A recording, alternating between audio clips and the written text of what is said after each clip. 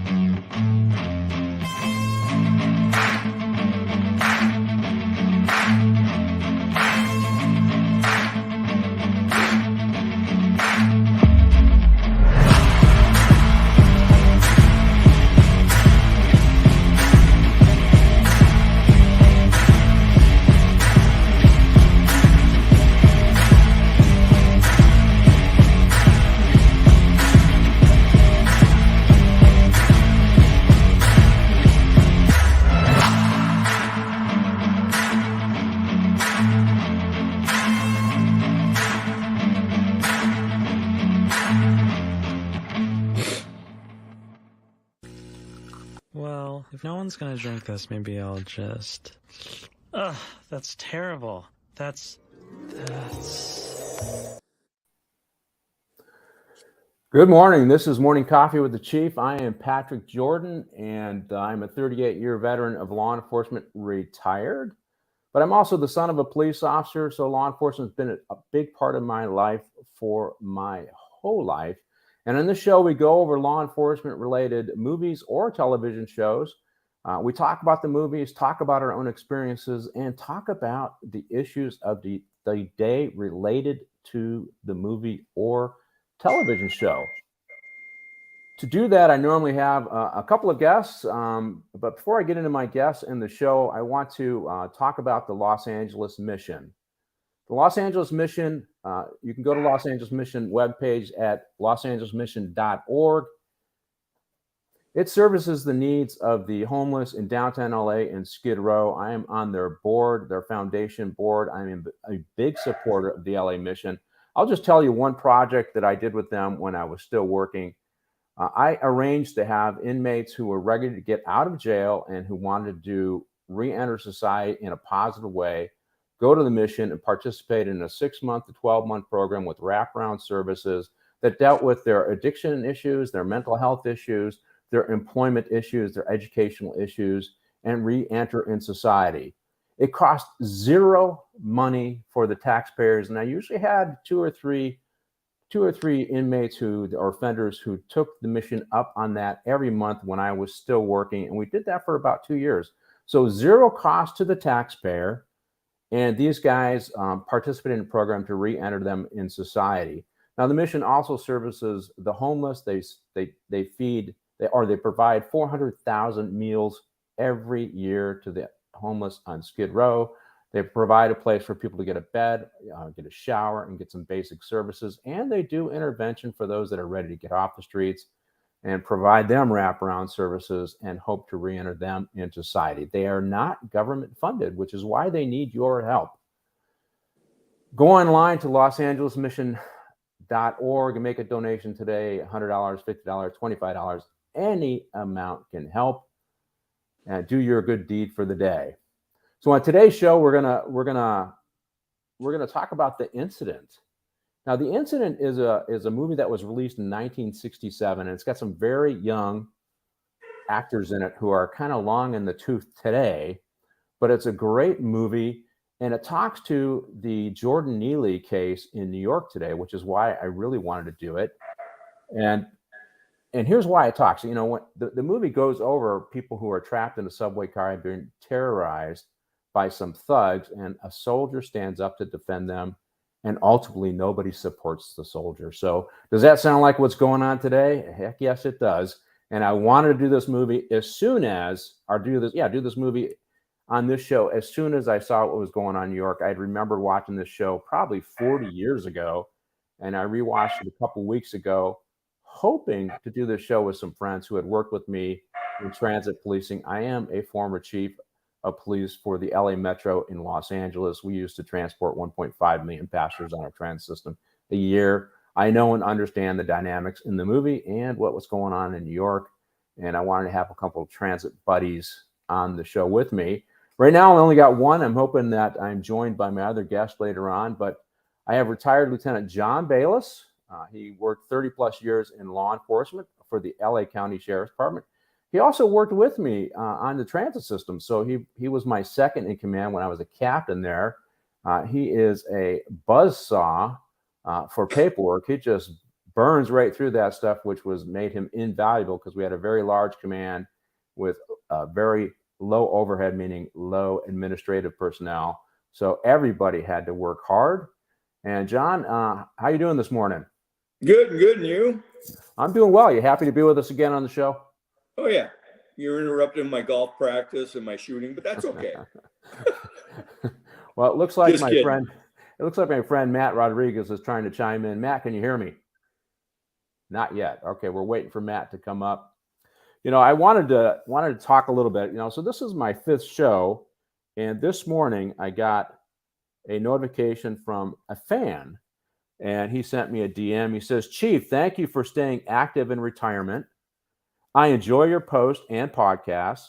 I do post on Twitter at LASD I wish I was able to express my sentiments freely on the Twitter forum, but alas, I have 10 years till retirement. Glad you're well, sir." So here's one of the things that we do on the show is we speak freely. It is unscripted. It's raw. People get to give their own opinions, and they don't have to worry about being fired or sanctioned and terminated because they give their opinion, which is why it's awesome to have retired law enforcement on today. We have an obligation to speak for our brothers and sisters who are still working. What do you think, John? Oh, I totally agree. Okay, so let me talk about the movie, and then we'll get into talking about it, John. And I'm going to have to go into the Jordan Neely case just to set the stage for that as well. But this movie, The Incident, was released in 1967. It's a neo-noir crime thriller. I had to look that up, but I won't try and explain it here because it's beyond my capabilities, as I'm not an artist. And it was directed by Larry Pearce. Peerce, but it stars some really cool people who are really young. And hey, Matt, I'll introduce you in a minute here. Let me finish. All right. Okay. The lead in here. But it's got a very young Martin Sheen in it. He plays one of the thugs, and the thugs wear suits, which is also pretty interesting. I guess this is the 60s, right? And the other actors in the show are great. A very young Beau Bridges. Now, I had you guys on, and we had a very young Lloyd Bridges on High Noon, his dad, Lloyd Bridges. And so Beau Bridges is now the son. 15 years later, he's starring in his own movie as a very young man, right? And we have Ed McMahon. Did you notice Ed McMahon? Yep. He's the dad who's trying to protect his 5-year-old daughter, the sidekick of Johnny Carson for a decade or more. And it's got a very young Donna Mills. Oh my God, she was very attractive. I don't know how old she was at the time, but she was beautiful. She went on to star, I think, in Knots Landing and some other movies. Falcon Crest. But she's absolutely beautiful in this movie and becomes a victim of a crime. But those are the ones I like to talk about, the ones that everybody might recognize their names, John. But you mentioned a couple of actors that you really liked in this movie as well. Which the black couple, Brock Peters, well-known dramatic actor, and that was early in his career also. And the girl playing his wife is Ruby Dee. She was married in real life for like 50 years to Ossie Davis, who was another dramatic actor, and they were very big in the with MLK in the civil rights movement. He plays. Also, one of the other thugs is Tony Musante, who's an Italian kid that back in the day in the 70s, I don't know if you remember, there was a TV show called Beretta with Mickey Gubitosi, Robert Blake. And when he demanded too much, they got rid of that show and they brought in Musante to take that part over, and they changed his name. Only lasted a year, but he was a great actor. Still is. Well, I didn't know that. I'm glad I brought you on because I didn't recognize what else he had been in. I know I had seen him in other movies, but they didn't just come off the top of my head. Hey, Matt, how you doing today? Hey, good morning, guys. I had a little technical difficulty for a minute, and then I had to make my morning tea, but I'm good now. Yeah. Okay, well, we'll let you, this is a coffee show, but we'll let you come on with your tea. Hey, I didn't know that John was such the movie buff, man. He's like, what is that? I'm a trivia guy. Yeah. I'm gonna have to bring him on in the future, just because, particularly when I do these older movies, because I was telling him in my intro, Matt, I talked about watching this movie like 40 years ago, and I was enthralled by it. And I remember when I got this gig to host this show, I was thinking of transit movies that I could do, like Pelham 123, this one, and I could bring some of you guys on that to work with me on transit, and we'll talk about the show. Like I want to get John Sullivan on and talk about Pelham 123 if he isn't busy, I'm going to get him on the show. Oh, he'd love to do it. Yeah, I know he would. And I remember this movie, and then I watched it like 3 weeks ago before the Jordan Neely case. And then the Jordan Neely case happened, and I said, oh, I gotta do this movie, and I gotta do some guys that work transit. But anyways, just for the audience, Matt is a retired chief from Santa Paula Police Department. He also is a retired captain for the LA County Sheriff's Department. He ran for sheriff, the lone red candidate in a sea of blue, but he helped to change the narrative and got people talking about crime and what we had to do with crime. So we need victims like that to step up and take a beating from the community and then speak the truth. You missed it, Matt, but I just I got a direct message from a fan, and he said he would love to come on the show, but he's still working and he can't come on the show. He's still a police officer, still working. And so I told the audience that we are here to speak the truth. It's raw and uncensored. These guys who come on say what they think. I say what I think. And our goal is to support the men and women of law enforcement who are under siege. And we use that by going over movies. So when we get into these scenes, you just fire away. But before we go into the movie, I want to talk about the Jordan Neely case. And I want to challenge our audience. So I will, if you go onto YouTube or Rumble and you like the video, today's video, I will make $1 donation for every like I get on YouTube for this show or on Rumble for this show. I'll make $1 donation to the GoSendMe.com campaign for Daniel Penny, who's the Marine who's under fire and being prosecuted by the Soros DA in Manhattan. If you like this show, I'll make $1 donation for you to that fund.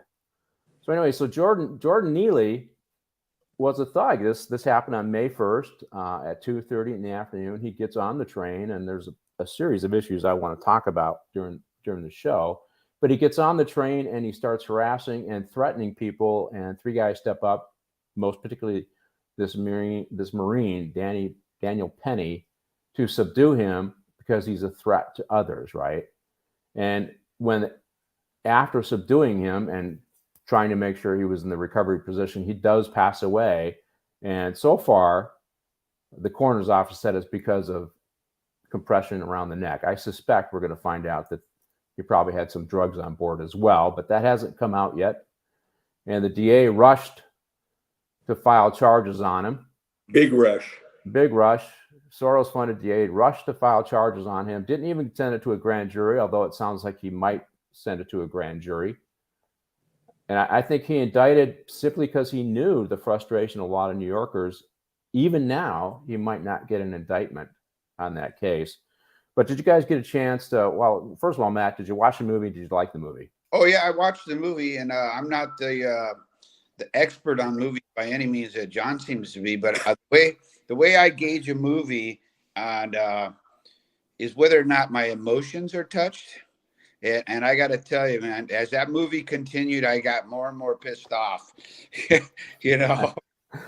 Well, you can see why I picked this movie, because I was pretty frustrated at the end of that movie, because I having been responsible for protecting people on in environments like that and on subways like that, it was very, very frustrating for me to watch those two. I'll temper my language, but but yeah, it touched my emotions big time because I wanted to jump through the television set and handle that matter. Well, I could tell you, I was telling John beforehand that the show reminded me, the tension reminded me of the 12 Angry Men with Henry Fonda. The tension in that jury room and the tension on this train car were pretty much the same. And I enjoyed the movie because that's how I felt. And yeah, all of us would probably stand up and fight. And we actually saw real scenarios when we were working transit when people did that and they didn't get supported and they took a beat down for it. And we'll get a chance to talk about that. So pretty frustrated what's going on today. But again, if you guys like this video on YouTube or Rumble, I'll combine that and make a donation to Daniel Penny up to $1,000. So let's see if you can get me pay $1,000 on your behalf for this show. So anyways, this movie starts in the Bronx. It's a train car, and it's an elevated train car, which probably have all been put underground by now. So this is definitely an old movie that they show an elevated train. I don't think I remember seeing a lot of elevated trains. I saw some above ground in the suburbs of New York, but everything is underground now. So this is definitely old. And in the 1960s, we saw an increase in crime. So I think this movie touches that. It talks about that increase in crime, but it also talks about what we all know happens on transit is people, when they mix with people they don't know and they're uncomfortable with people, there's always tension on a train car. Now, Matt, you were in charge of the policing or the security at San Diego Trolley, Metrolink, as well as working with me on the LA Metro. Did you find in all of your places that there's always a little fear on transit, even though that fear is unrealistic at times with passengers? Yeah, there is, because it's especially in a subway car, it's a closed environment. You get this sense of almost like claustrophobic, where there's no escape. And when the train's on the go like that, like it was in the movie, there is literally no escape. And then when you mix in a cross section of society in there, I always said that with transit you got like three types of people, right? You got regular commuters.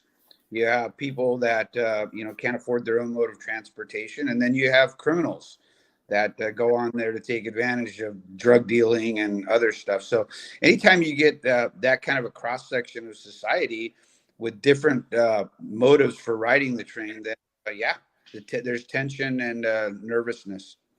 Yeah. Even if the train is not really one of our least incident lines when we were in charge.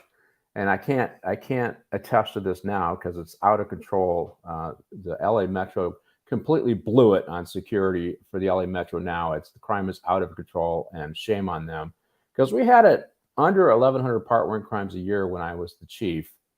But I went to court to watch my daughter do mock trial stuff, and one of the coaches for the all boys team, and my daughter tore their witness up.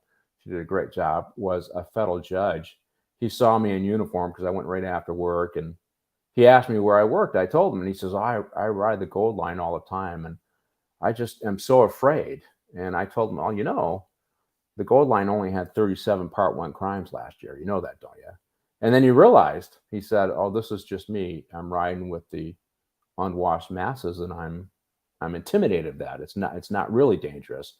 I said, no, it's not. I can't, like I said, I can't attest for today, but that speaks to that anxiety that people have on the transit system. And most people don't understand that. So when you get on the transit system, there's already a little bit of anxiety. And when they're not really doing their job crime wise, that only increases dramatically. But, the next scene is they're really talking about is, I want to introduce the bad guys here. So Tony and Martin Sheen, bad guys in this movie. And of course they're wearing suits, which is really unusual for me. I guess that was the bling of the day. You dress nicely, right? And they're and they intimidate the owner of a billiard parlor. Yeah, the billiard parlor, which was, I think, big back in the 60s. And Martin just put the video up there. And this is a place that it strikes me that they're there all the time. And so they're challenging the owner, who comes up a little sheepishly. I don't know why. He probably is used to dealing with these guys all the time, but he's setting the stage that these are some really bad guys or thugs that are going to do whatever they want, which is kind of reminds me how people treat gangsters today and gang members. they steer clear. In fact, you see some gang members. There's another scene that I'll talk about a little bit, but you cross the street, right? You don't want to interact with them, right? And you see that in the billiard owner or the manager in this thing, right, Johnny? So when you're dealing with gangsters, people are intimidated right away when they come on a train. You kind of agree with that? Oh yeah, I agree. At first, when I first saw the movie, I'm thinking they're in suits. They're probably mafia type. No, they're just street thugs. They're boozing. They've been in that billiard parlor many a time, and they didn't feel like finishing, and they just intimidated the hell out of the manager and the owner. And then they, of course, travel onto the train after that, and it gets worse. Right. And, they do set the stage that these are really bad guys. And they set the stage, Martin, with crossing the street, the video flick. And so they leave the billiard hall finally, and they're looking for something to do. Of course, they're trying all the cars to rip off whatever they can find in these cars, which is typical of thugs. They're criminals of opportunity many times, right? And so they're checking all the cars to see what they can come up with. And of course, they don't come up with anything. But they start harassing this couple that are walking down the street. Now, this is like 2 o'clock in the morning. Now, I just remember New York being much busier when I was there. Maybe the Bronx at 2 o'clock wasn't busy, but I just remember it was a city that went all night. Maybe that was just Manhattan. But there's nobody on the street except for this young couple, and they start harassing them. Of course, they cross the street, just like anybody in any community when they're dealing with gangsters. And we talked a little bit about this last time on High Noon, when the gangsters come to town, people are intimidated. We talked about T-Flats and Carson, Matt.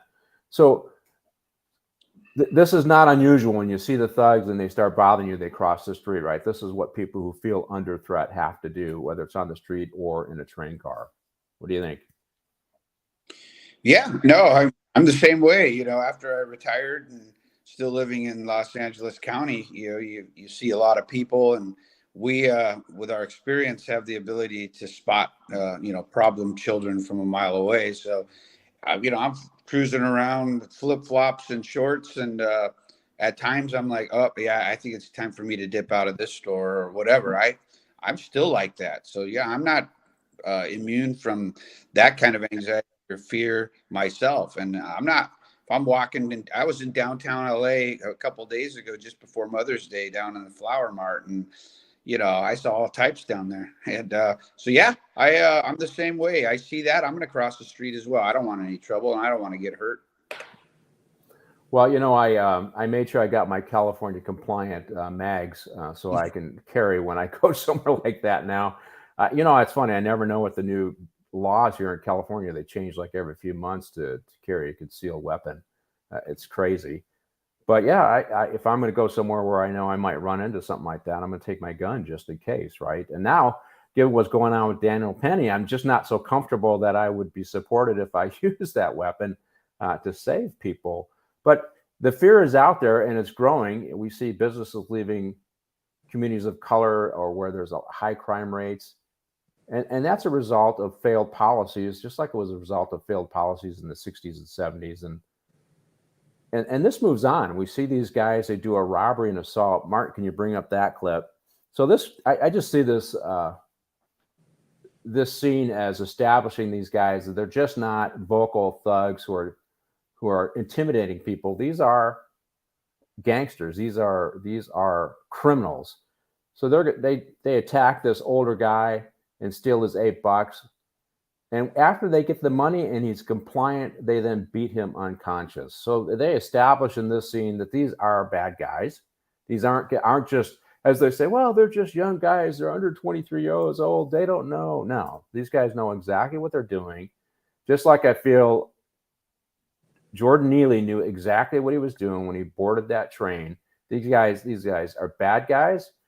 They're willing to commit a robbery with a knife. They're willing to stab somebody to get his money if possible. And then once he complies and gives the money, they still beat him.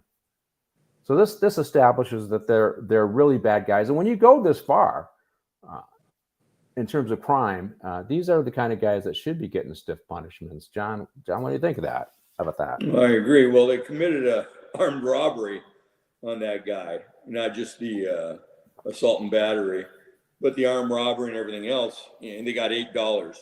Ooh, wow. But the problem is at night, you're alone. Just like Matt and you said, people want to get away and go on the other side of the street or whatever, but you can't get away from them when they were even hiding in the shadows waiting for people to walk by. But failed policies of the left have done this to numerous cities and states. 67, I think, if I recollect right, Lindsay was the mayor in New York City, and it was a shithole, pardon my language, but they let it be a shithole.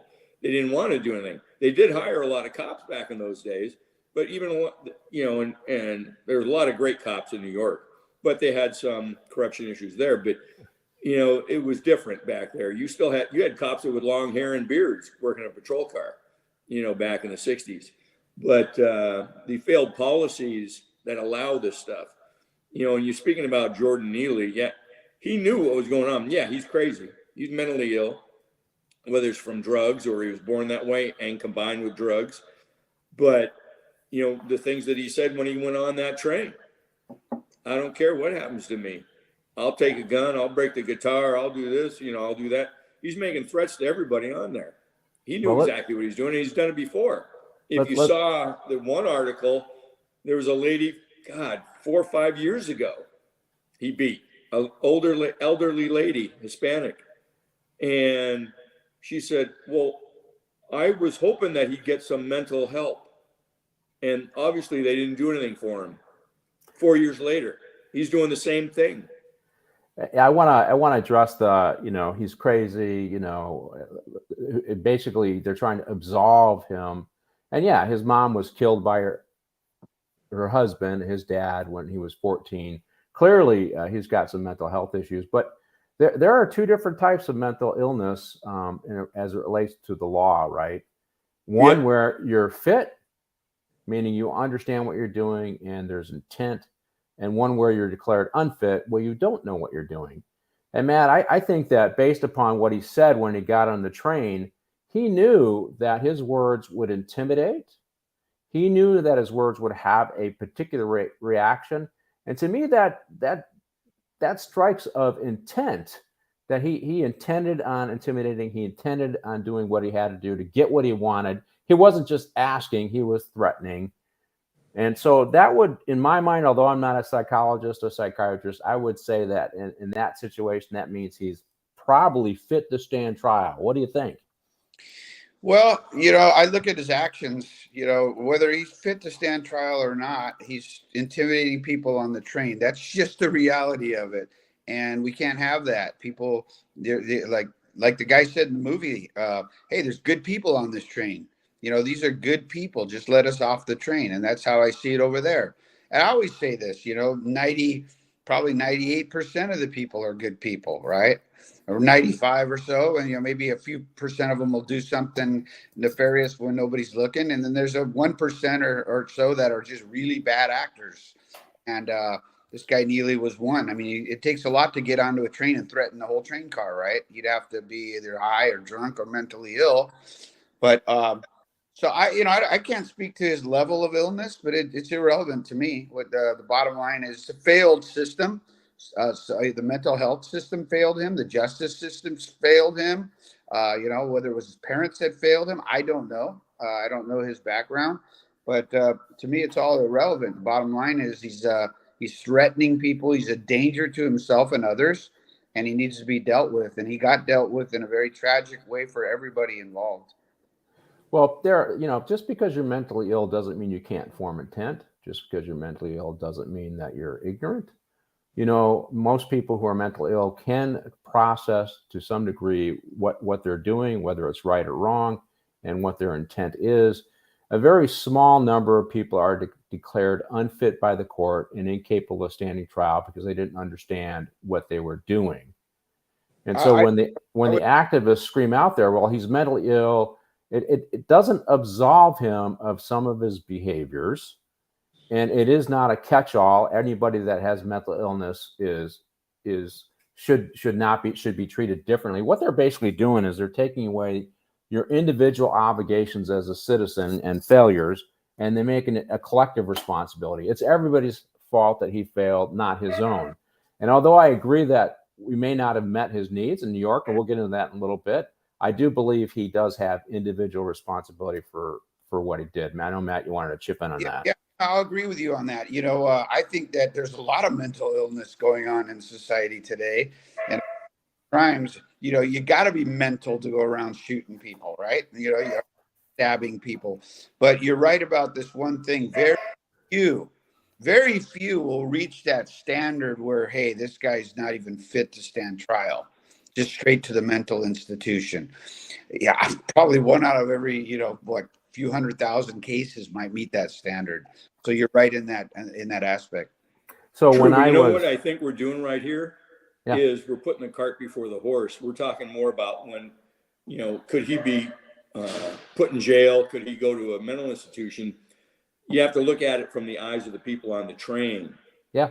They know what his intent was. They don't care whether he's crazy from, his parents being, killing each other, or from drugs. They don't know. They don't care. His intent is violence. And to them, they're scared. They don't know what to do.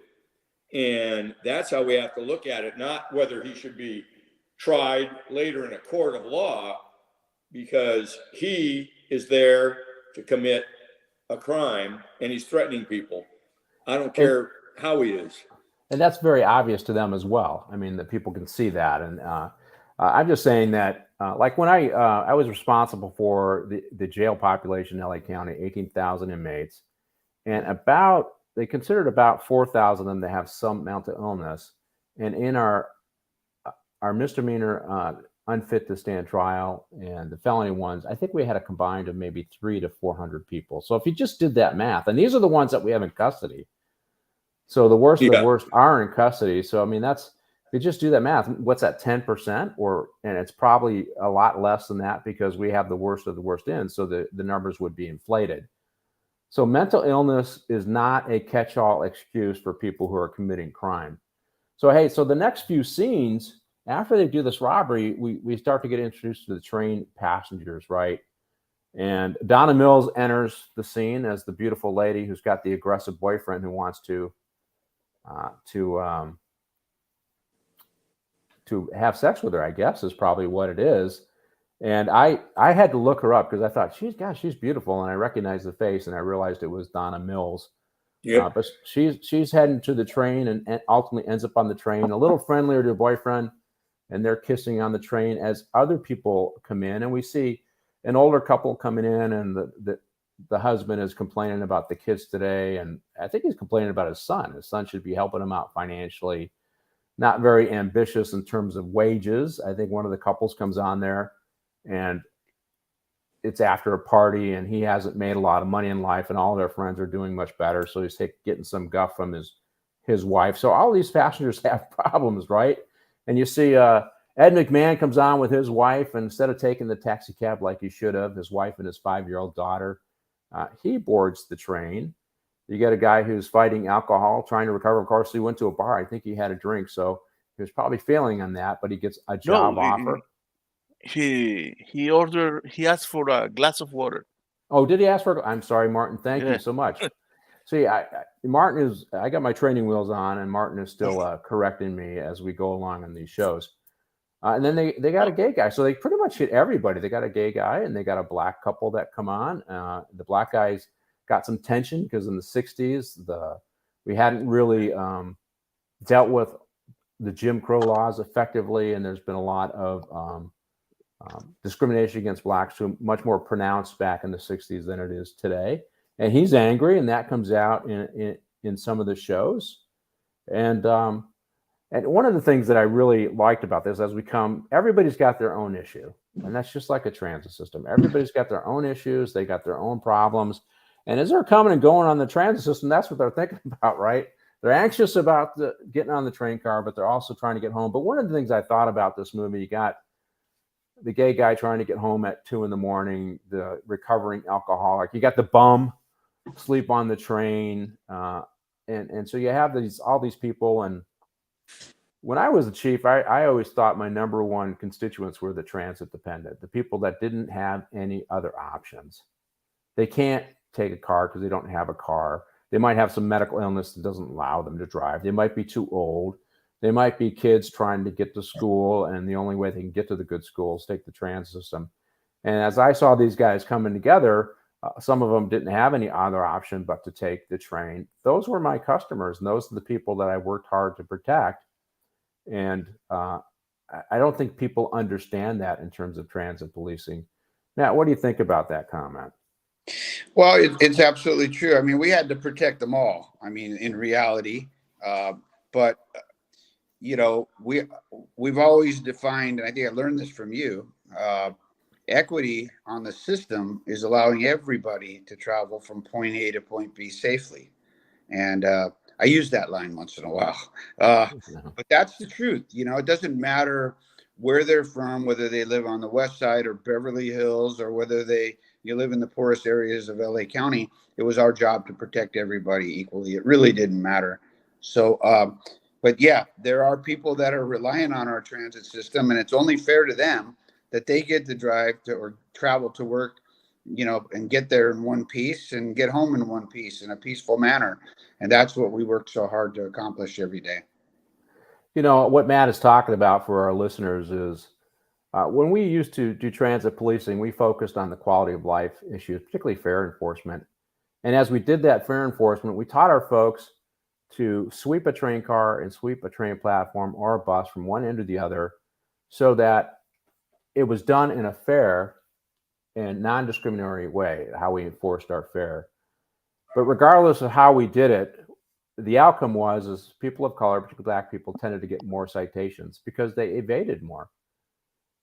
And that was, we were ultimately accused, as transit agencies around the country are accused, of being racist because Black people got more citations. I tracked for over 2 years where our citations were at. I tracked our enforcement levels. I tracked our evasion rates. And the bottom line is our highest crime areas were communities of color, and our highest evasion rates were in community of colors. And if you really think about it, they said that it wasn't equitable that Black people got more tickets and punished more, but they didn't have their fare.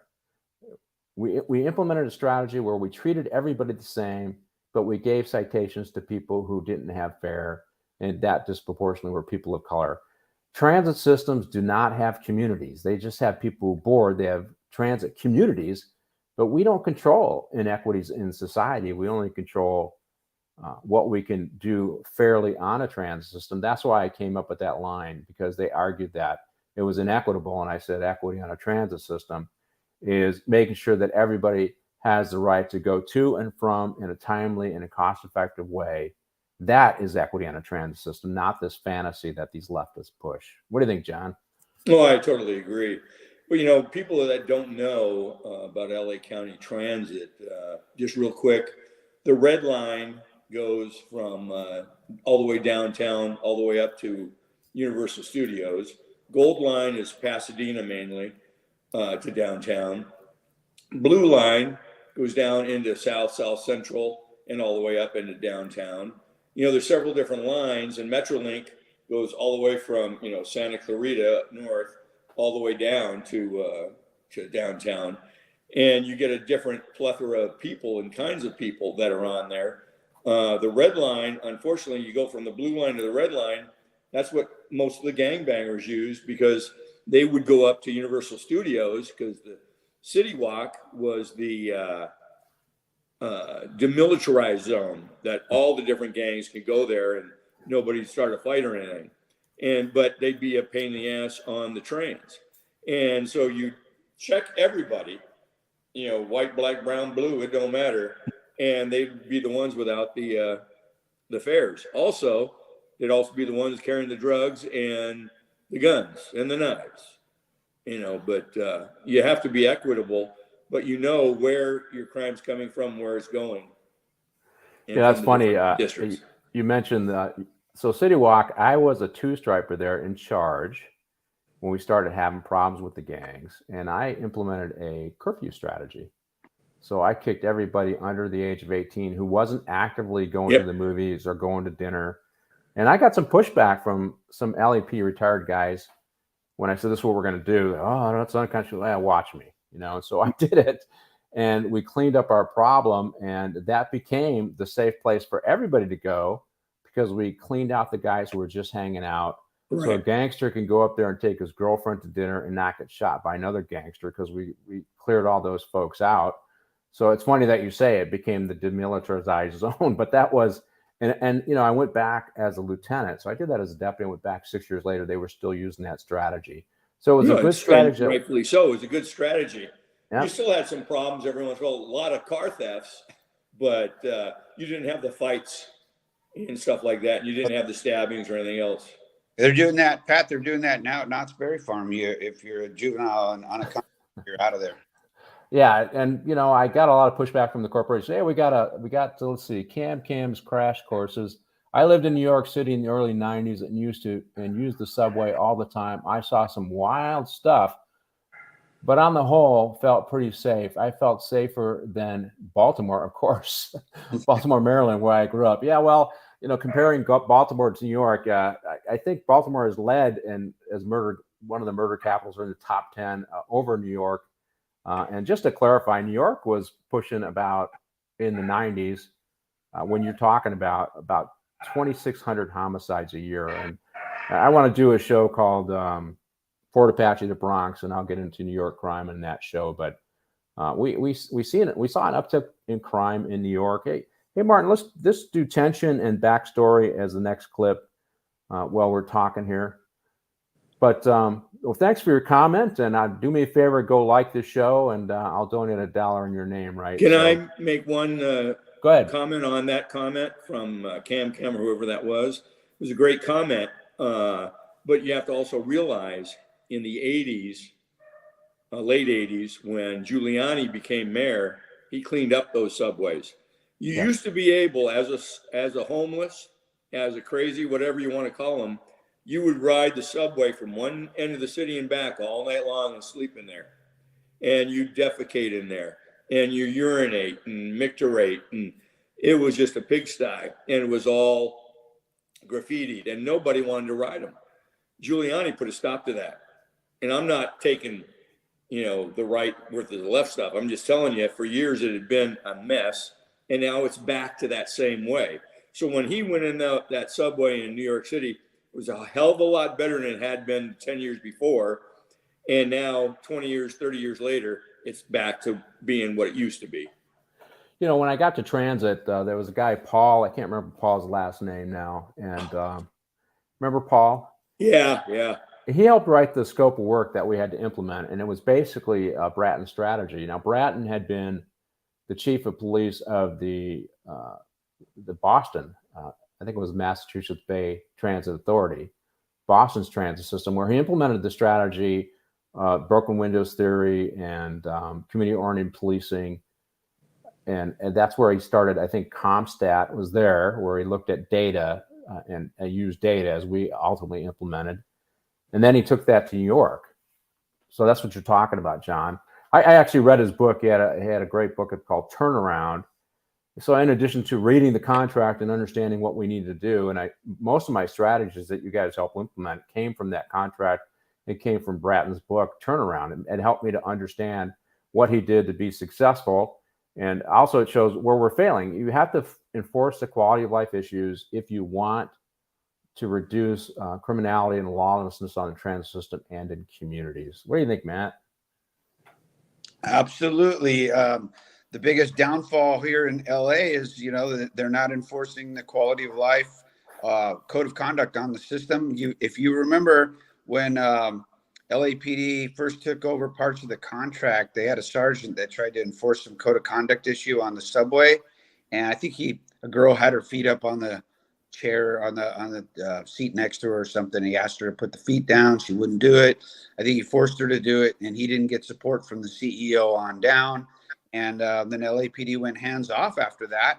So they stopped enforcing the code of conduct. They're not, as far as I know, letting law enforcement enforce fair. So when you send that kind of a message across the transit system to the bad guys, then they say, all right, this is we have a personal playground here to commit our our nefarious crimes. Well, one of the things that I remember that incident, Matt, and that's very true. And I also, the way they changed in LA, where they have multiple providers, I think it's a mistake. I know you've been around the country looking at stuff too. I think when you have one provider, you do a better job. When everybody's in charge, nobody's in charge, and that's, I think, what you're seeing here in LA. Oh, I agree. And well, but Pat, it's coming from the top. I mean, when the CEO in that case against that sergeant from LAPD said, "I don't support what he did," it doesn't matter whether you have one transit agency or you have 100 of them. They're just, all right, we're not being supported by the company. So no, I agree with that too. You know, look at the CEOs, and what they've done recently is they took the majority of the contract from the sheriffs, gave part of it to LAPD, and then they instituted the ambassadors, civilian employees that do absolutely nothing and can't go hands-on, can't stop any crime there. I mean, it's just ridiculous what these CEOs have done. They actually did the same thing in West Hollywood, and West Hollywood just voted to refund some of those deputy positions. And and all I can say is, when do you hold these people accountable and make these stupid decisions? So we got Camp Crash Course. It said, yeah, Baltimore was a murder capital for America for a few years in a row. It's a real shame that they let the situation deteriorate like that in New York. Yeah, it is, because we had crime on the run for a long time, both here in LA and in New York. And a lot of these people who say they were well-meaning have failed. Their strategies are failing. And that's, it doesn't just, when you don't support your law enforcement and then they pull back, you get increased crime, right? Because there's no incentive to do proactive police work. Now we see with Daniel Penny. So Daniel Penny steps up to protect these passengers, even if he is acquitted. Let's say the grand jury does get to hear it and they say, no, we don't believe this indictment is true, or he gets found innocent. And I just want to say, so Daniel Penny's fund was up to $2.4 million. So there is a reaction publicly.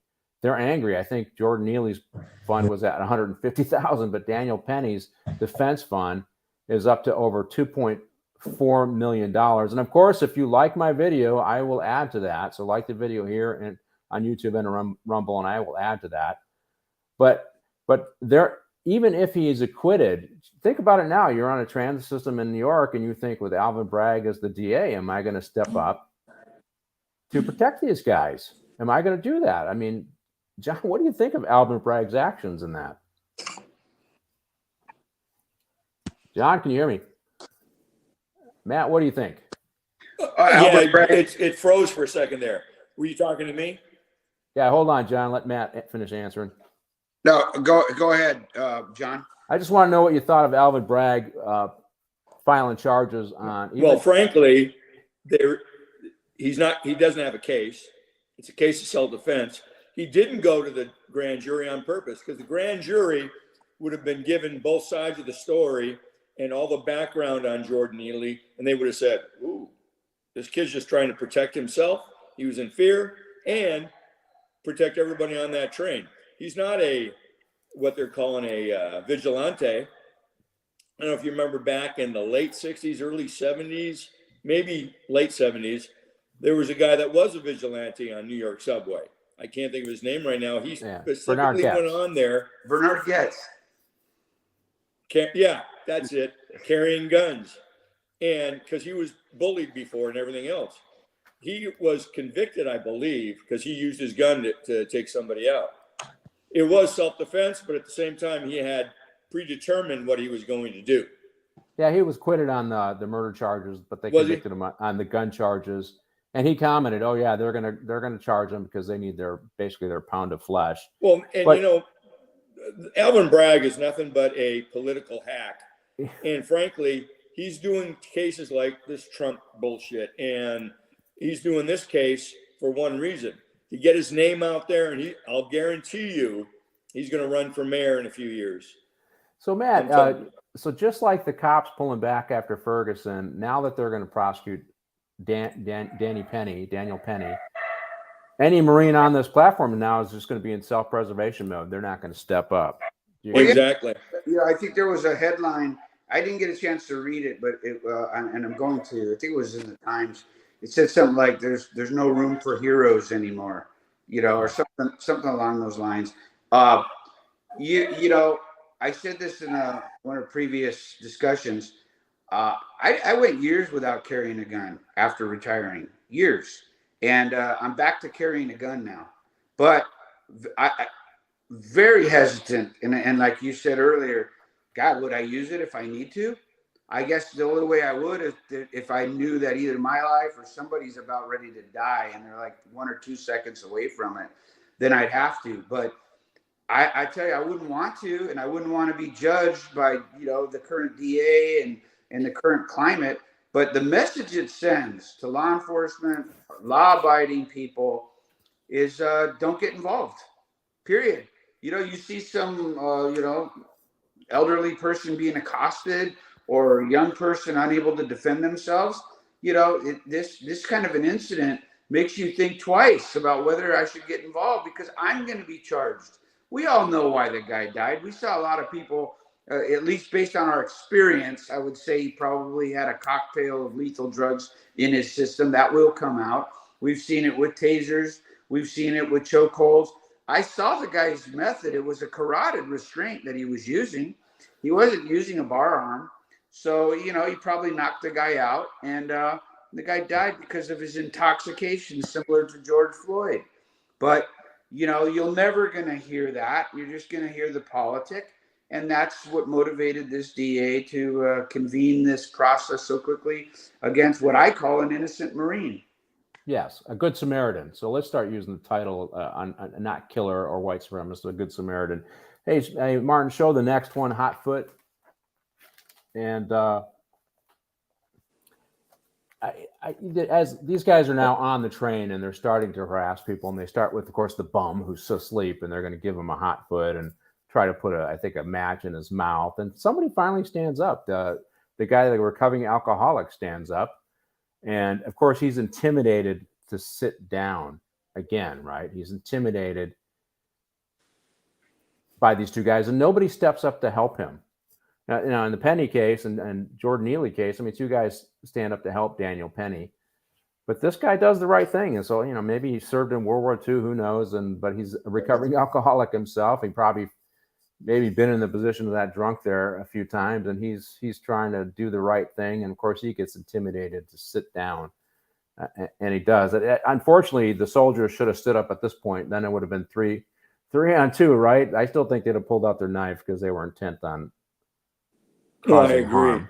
Yeah. Gary Merrill played the recovering alcoholic, and you could tell he wasn't going to put up with their stuff, but at the same time, he's scared. He's weak from recovering from alcoholism, and there's two of them. Yeah. It goes right. They go right from harassing that guy to harassing the gay guy, right?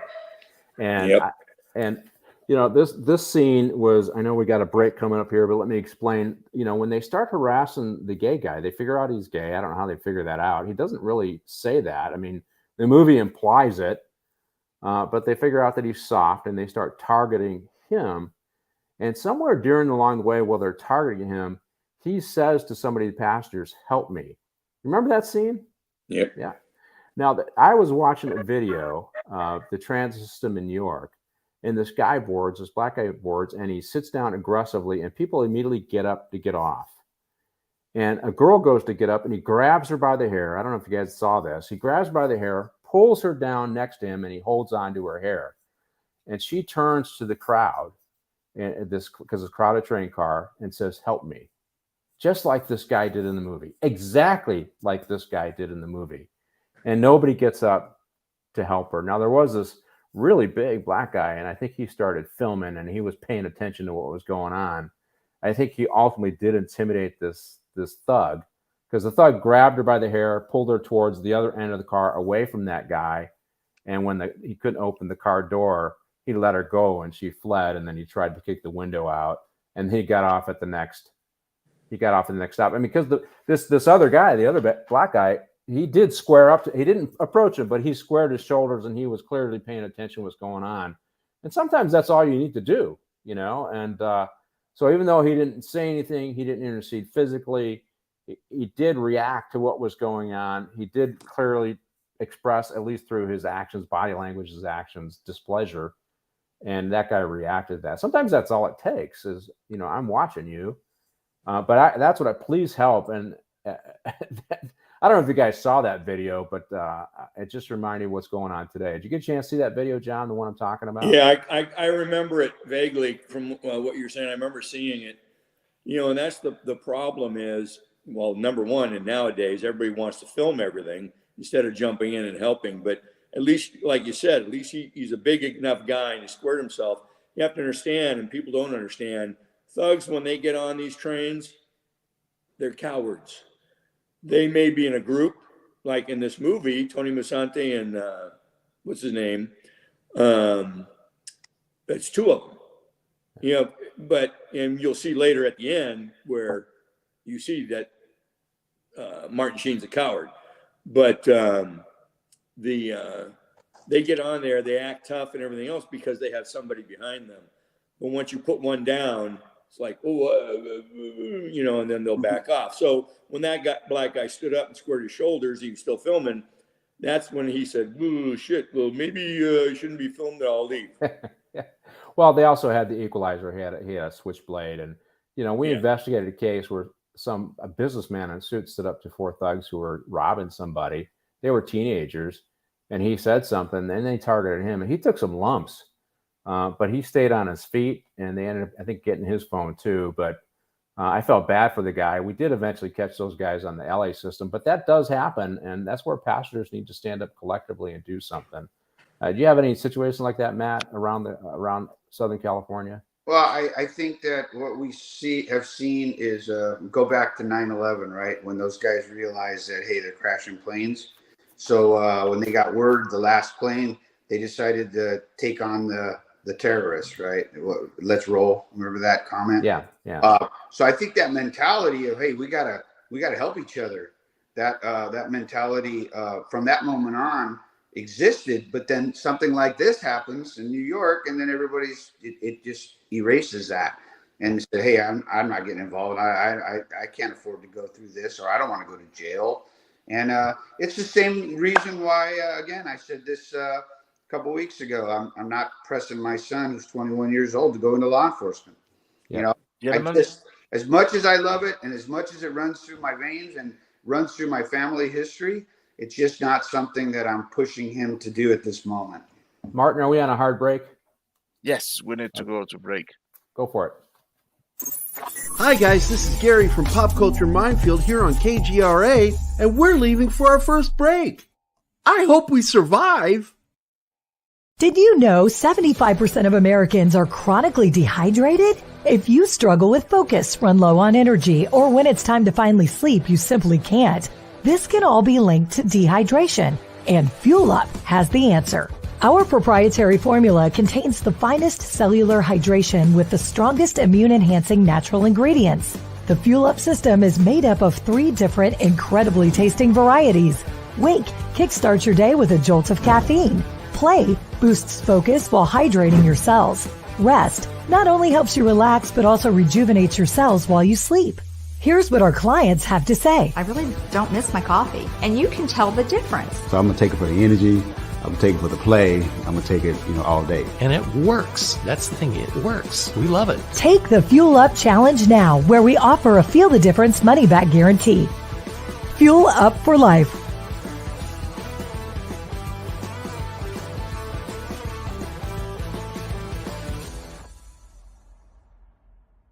Hey members, the new KGRA DB app is now available on iOS and Android devices. Gain on-demand access to any KGRA DB programming. Download any show directly to your mobile device to listen or watch on the go. Go to the App Store and search KGRA DB. Oh wow, we survived. Welcome back to the commercial break. Now for some more Pop Culture Minefield on KGRA. We are back on Morning Coffee with the Chief, and we are going over the movie The Incident. I'm joined with a couple of friends, John Bayless and Matt Rodriguez, to go over the show, talk about our own experience, transit policing, whatnot. And I have a challenge for our listeners. If you like the video on YouTube and you like the video on Rumble, I will make a donation for every dollar. For every like, I will make a donation of $1 to the Daniel Penny Fund on Go Send Me or I can't remember the name of that. GoFundMe? No, it's a different one. It's I'll figure it out and get it for you at the end of the show here. Give Send Go. That's it. It's givesendgo.com. So givesendgo.com for Daniel Penny. If you like the video, both on YouTube or Rumble, you could do both. Force me to pay $2 up to $1,000. I'll make a donation. So welcome back, Matt. And so I think we're up on let's see, the next one. What about you? And I like this scene. It's one of the older guys on the train as these guys are terrorizing everybody individually, one-on-one. And I like that. It kind of created attention. Everybody's getting targeted by these guys. And one of the older guys who had stood up and tried to challenge these guys, then back down, says to the young, aggressive male lover here, Donna Mills' boyfriend or date, "You're young. Why don't you do anything?" And of course, he doesn't stand up. He doesn't do anything. You would think if he stood up, maybe the soldiers would stand up and there'd be a collective confrontation, these guys, but he doesn't. But it gets worse. He sits there while Tony sexually batters his girlfriend, Donna Mills, the beautiful Donna Mills, as he's challenging the guy to do something. "Aren't you going to do anything?" "Well, I know what to do with her." And he's clearly got his hands in places she doesn't want him to have his hands.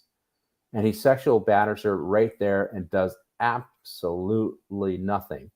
And we get these complaints all the time on the transit system. I don't think it's as prevalent as people think, but women are afraid to go on the transit system because we don't always put these guys in check. We don't always catch them. That was a big deal in LA.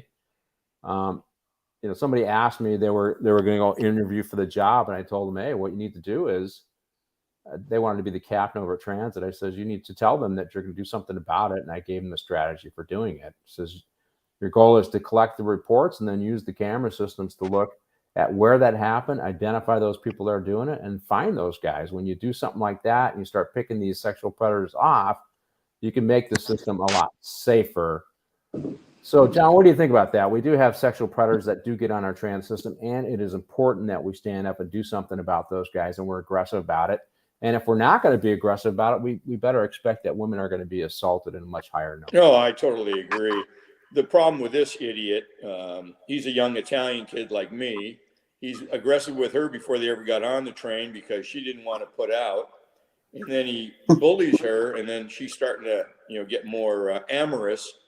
But then as soon as the guy comes up, you think he would be one to stand up. Oh, no. He's only aggressive with a weak woman that can't defend herself. And when you have the two criminals come in, he about shit himself. And but we need to be more proactive on that. Yeah, women won't come on there, and you can't blame them. Why should they? Not if you're going to have some idiot like that sitting next to him and groping you or anything else. I wouldn't want my daughters going on that train. In fact, I sent Shelly one time when she was a teenager to San Diego to visit some friends. I dropped her off at the Metrolink and watched her go off. I didn't want her on that train at all. The thing is bus versus train. On the bus, you have a bus operator on the train who can see what's going on, and they have the ability to contact people. And you'll see a lot of people sit right behind the bus operator because they think it's safer there. Yep. And the bus operator will do something. You don't have that on a train car. It's completely different. And you're relying on the other passengers to stand up and do something and support them. And this goes back to that equity argument. They keep making the equity, it's inequitable to cite people of color more often than you cite everybody else. So don't cite anybody. But what about the equity of the poor who have to ride the system? What about the equity of the infirmed who can't drive and have to ride the system? What about the equity of the elderly who want to be on a safe system? but can't because we won't enforce the law for fear of being accused of being racist. And the one we're talking about right now, what about the equity of the women who want to be able to ride the system and feel safe? No, I totally agree. This intersectionality argument that they're making, they're throwing out all of these other alleged victim groups, and I don't believe in that philosophy, but I'm just trying to show the illogical stance that they have on this thing. It's not logical at all. It just suits a very narrow political it's sort of political expediency for them to say that. But by saying that, we're not going to enforce against people of color who happen to be criminals because we don't want to be seen as racist. But that means all these other victim groups, us white males, we're out. But all of us, all these victims groups, all these other victims have to suffer, right? Including women, children, elderly. Matt, what do you think about that? Well, to weave the movie into it. Well, first of all, I've shifted into third gear now, and I got my coffee. Okay. I got my coffee with the chief going now during the break, so we're good. So, but no, the movie, I want to weave that in a little bit. The movie was more fear-based as opposed to political, because the cops came on, they're ready to take care of business later, right? But it drives me crazy. They did such a good job in this movie, like you said, pointing out everybody's problems. If you remember the black couple, they could have got off, and then he was like, "No, I want to watch this." Right? Yeah. He didn't know it was going to come raining down on him, a little bit. And then the overly aggressive guy, with the girl who was a coward, and then you had the husband and wife later slapping each other, right? Yep. But yeah, no, they did such a great job with this movie, portraying everybody's individual issues, their cowardice, and just to the point where I told you I started getting irritated because I wanted to see these guys go down, and I wanted to see them go down hard. But in this case it was fear-based, but in today's society, I would say it's more politically fear-based. Yeah, I think some people. I remember the scene you're talking about is I want to stay and watch this, right? And that's the black guy. John, what's his name again? The actor Brock Peters. Brock Peters, and he does a great job because one, he talks about he was in the military, so this isn't the guy who's afraid of fighting. He's actually fought. He probably fought in World War II, and now he's older, or maybe Korea. And or at least was in the service at the time, so he got the training in case he had to. But he's angry. He's angry with how he's been treated in society. So he's enjoying the fact that these thugs are terrorizing these white people. But we got a Jewish guy on there. You got a guy who's a recovering alcoholic. You got a woman on there that's being targeted. And and of course these guys don't care about any of them, and they don't care about him. And that ultimately comes out. But that's, I remember they were asking me when I was a chief, hey, we wanted to give free rides on the metro during the holidays, and they were also asking, and I said, the more you have a problem when you do free rides, because then anybody gets on, but the more passengers you have, that it tends to be safer because people tend to behave when there's crowds around. The other thing they asked me about is vendors on the platforms, not the platform, but topside. And I said, yeah, if you have a presence, I'm for it. If you have a presence, a constant presence, people that can potentially report. I always liked that kind of stuff, right? But these guys, obviously it's a movie, so they're going to eventually target the black guy because they target everybody else, right? And these guys don't like anybody, and ultimately that's what happened. Pat, yeah, go ahead. If I can interject, I don't want to miss this one subtlety. Let's go back to, when was this set? In the 60s? Yeah, 67. Okay. I got the sense that the black guy could hold his own. He probably could have ripped the guy's head off. And he was pissed. You guys started using the N-word, right? He was pissed. His wife looked at him, and there was a moment there where she looked at him like, I know you could kill this guy, and I know you want to, but it's not worth it, okay? Now, let's take a look at what was going on in the 60s. Let's say that he did kill the guy. Because if you remember when the cops came on who's the first guy they went after? They went after the black guy, right? So there was some racial undertones going on in those scenes. So I don't want to miss that subtlety. Well, I think the movie did a good job playing that out, particularly when the cops came on afterwards and went right to him, assumed he was the suspect, right? But it also showed. She kept saying, she said, it's not worth it. Yes. So she's saying, look, I know you could kill this guy, but it's not going to be worth it because this may come raining down on you. Yeah, he would have been the Daniel Penny himself in this movie, right? Yeah, he black in the 60s. Yeah, he could have very well been faced that. I agree.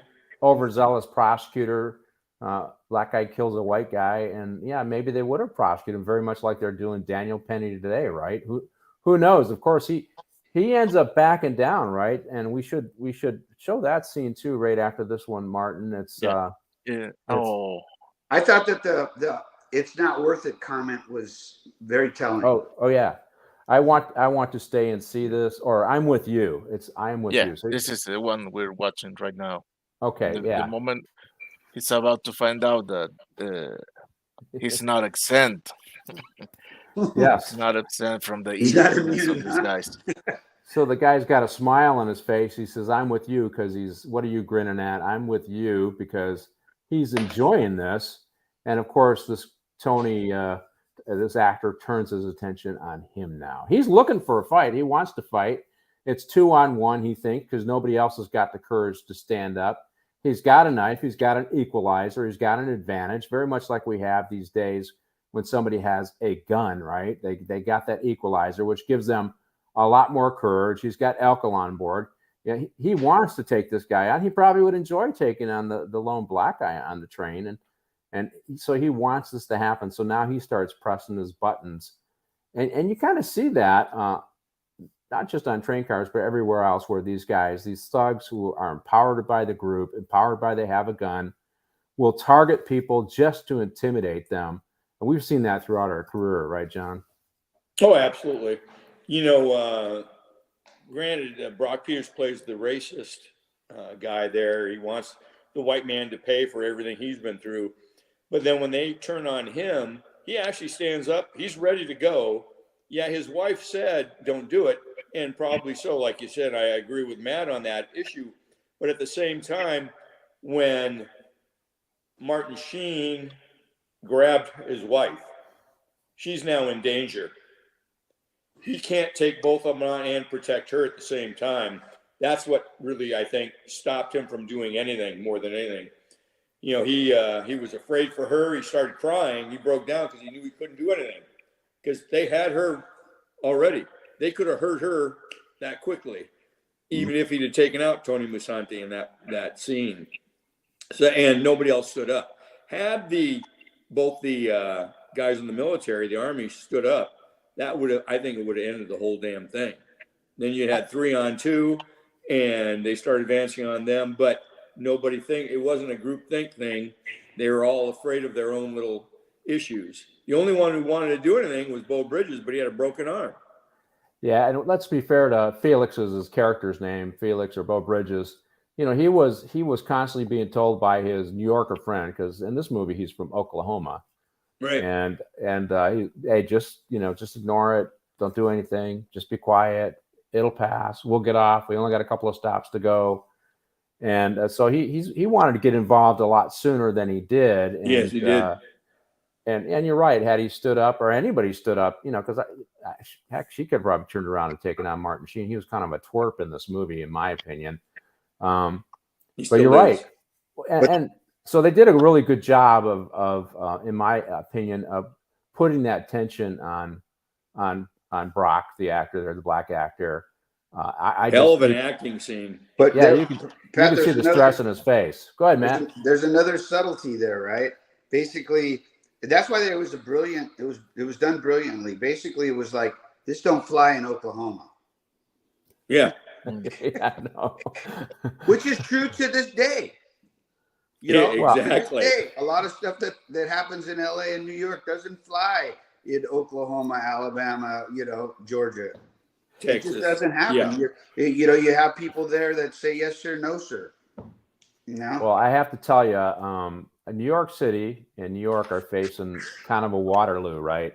So in these blue states, you either decide you're going to step up and protect these good Samaritans who do the right thing, because in Oklahoma, what one of the reasons why people in Oklahoma step up, and Texas and wherever else, is because they don't have DAs that are going to prosecute you and hang you in effigy for political gain. True. Right. And so I think the citizens of New York, that's why I want you guys to like this video so more people will see it. You like it. It helps the algorithms. So like this video on YouTube and Rumble, and more people will see this movie and talk about this.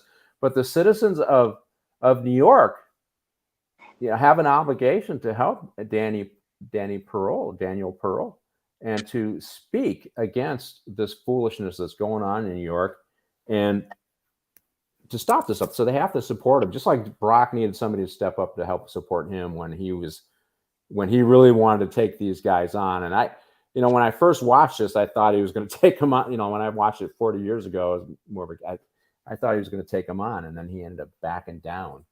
So I think there's a little bit of unrealistic. I think some of these guys, that guy, he would have taken them on anyways at that point if it was real life. But obviously he has to back down because we got to bring in our hero from Oklahoma to step up. But they target after this scene. They kind of push the soldiers, right? Because I think Bo Bridges does say something. No, he keeps talking back to him. He says, he's chipping at him, right? And his friend keeps saying, "Don't get involved," and he starts chipping at him. He's got a broken arm. He knows he's in a tough spot, and of course, they turn his attention on him, right? And he wants to dance with these guys. He wants to do it. If he didn't have a broken arm, his friend or not, he was going to do it, right? But he's got a broken arm. He knows he has a disadvantage. And so they start focusing their attention on him. But I think they're pretty uncomfortable with him because they know he will stand up and fight with a broken arm or not if he's pushed too hard. And they didn't know what to do when he kept chipping at him. Right. They'd say something, he'd say it right back to him. Yeah. He pushed, and that did get them they ended up just like that story I told you about where that big black guy squared up to the thug. He realized, okay, somebody's watching and it looks like he might get engaged, right? Although the guy didn't say anything, Bo Bridges is kind of doing that same thing. He starts chipping and the attention is drawn to him. Just like I told you that video where the businessman stood up when somebody's getting robbed and these four thugs then put their attention on him. They'll switch and knock down anybody who stands up. That's why this is such a threat with Danny Pearl in New York, because that means nobody's going to ever stand up unless they support Danny Pearl, and nobody's going to stand up and support Bo Bridges in this movie either. But we need to support our people who step up to be good Samaritans. They are heroes no matter where they come from in all walks of life. And they get rewarded in states like Texas. They get prosecuted in states like New York. What do you think, Matt? Absolutely. I still think chivalry exists in certain parts of this country. And you go to Texas and others. I think there was an incident in Texas. You probably saw this where a guy was eating breakfast or lunch and this guy walked in and was robbing everybody in the cafe, and the guy pulls his gun out and he kills the guy, and then he gets in his car and drives away. It took a few days to find him, I think. And but I haven't heard another word about that case. If that was in New York or LA, that guy'd be hanging in effigy, Well, I know that the case where the businessman on the LA Metro got beat up, we did find out who that guy is. We gave him at least a letter of appreciation for trying to do the right thing. And of course, we eventually found those guys and prosecuted those guys. And I noticed the cops did not bring any charges against Danny Pearl. They did not arrest him. If you roll up on a scene and you gather the evidence, you can make your own independent decision. Whether the cops they can use their own discretion to make that arrest. And they clearly did not feel the evidence was there for this case, right? So they did the right thing. They evaluated the evidence. They listened to the statements. They probably saw video, and they realized that this guy was a threat, and these guys did the right thing. And we all follow a constitutional oath, law enforcement and the DAs. And those DAs are supposed to, If they don't believe they can win a conviction, if they don't think this person is guilty beyond a reasonable doubt, they are not supposed to bring charges against them. That's how I've always been trained. We can make arrests with probable cause, even if we still have some problems with it. But it's the DA who's the gatekeeper that says legally we don't have it. Here, the cops didn't think they had it, and the DA overrode the cops and rushed the judgment to make that arrest. John, political. Yeah, political. Purely political. I mean, look at this is like kind of like it's not as egregious as the Kyle Rittenhouse thing, right? But that was a whole nother story with him going out armed to the teeth to go keep things safe. This guy just goes on a train, minding his own business, tries to do something to help people that are in danger, and next thing you know, he's arrested and prosecuted. I'm not losing faith by any means. I'll wait till the jury speaks, but if this guy's convicted, then I got to tell you, I'm going to have some real problems. When they look at the video, there's got to be video on that subway, and they'll bring the history up under voir dire of his the suspect's action. The dead guy's actions over the last several years. He'll be acquitted in no time. In fact, if it keeps getting the way it's going, I think the charges will be dropped. If Bragg's half an idiot, he'll drop the charges. Yeah, so if you guys want to support Daniel Penny, go to Give, Send, Go and give some money. It was up to $2.4 million. But one of the things about giving to Daniel Penny is fun, is it's sending a message. Every dollar that they give, it sends a message that we're frustrated and we're angry and we're tired of this. I mean, we got this this protest against Bud Light. It's really not part of the movement, but there's been a big movement to push back against what they did. And so some of the folks are seeing giving to Daniel Penny's fund as a way to make a statement. So if you actually like this video and like the video on Rumble or YouTube, I'll make a donation of $1 for every like. Matt, so you were on the campaign trail, right? And yes. And you heard people were frustrated with the crime, and it appeared to you that you did not feel that law enforcement was being as aggressive as when we worked in the 80s, the 90s, and the 2000s. They have pulled back, and that's a problem, right? And we saw these follow home robberies going on all the time. We had gangs who were targeting wealthy people to steal their Rolexes. And we also have people being targeted on the transit system. What's your perception of crime now versus 10 years ago and maybe 20 years ago? Well, you just got to go back to the early part of the pandemic with the George Floyd situation. You had a guy that was committing a crime that was a lifelong criminal, high, drunk, fairly low-level crime, and then tragically dies at the hands of police, which ignites a powder keg that I didn't really know was brewing of anti-law enforcement sentiment, and then defund the police and Black Lives Matter all of a sudden, which I think had already been around since one of the cases down south. And then all of a sudden they pick up momentum, and it just becomes this national rhetoric of anti-law enforcement sentiment. And the natural reaction to that is the police are going to back off. At the time, Sheriff Villanueva did a good job in protecting LA County during the riots because he was looking at it from a law and order perspective. So I always took my hat off to him, even though we had our differences on the campaign trail. But he did a good job during the riotous situation. But a lot of the municipal Michael Moore over there backed off, and so yeah. Since the George Floyd situation, law enforcement has backed off. Politically, they're not supported. The DA is not supporting them. He's more hell-bent on property. So I think law enforcement really has their hands full at the moment, and they need to be careful because they have families to protect, and they have livelihoods, and nobody wants to go to jail just trying to do the right thing. So it's a complicated situation, but it really does start with George Floyd. John, you want to chime in? Farther back than that, remember the Brown case where the thug, who was a great student and a loving son, went into a what do they call those little stores down in, huh? I think it was a gas station.